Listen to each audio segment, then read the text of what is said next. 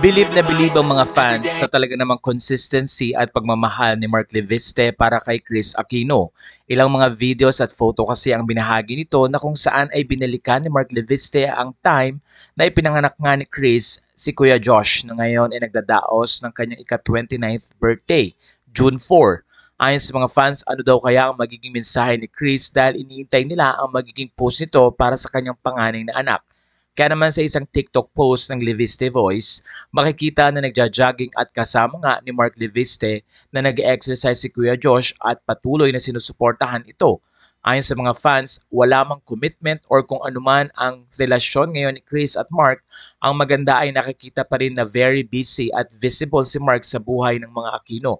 Doon na hindi niya pinapabayaan si Kuya Josh at nagkakaroon nga ng peace of mind si Chris dahil may mga taong nag-aalaga kay Kuya Josh dito sa Pilipinas.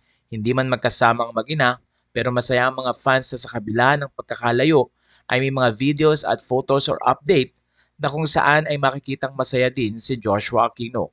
Hindi biro ang mag-alaga at magpalaki kay Joshua na si Chris Aquino at mga kaibigan ang kasama.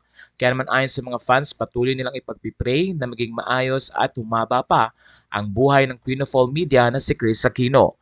Ilang mga fans ang nakakamiss na sa kanya pero dahil na rin sa problema or issue na walang gamot na available sa Pilipinas kaya kailangang manatili ni Chris sa Amerika. Kasama naman ni Chris ang kanyang anak na si Bimbi at doon na rin ito mag-aaral upang doon nga ituloy ang career na kanyang gustong simulan.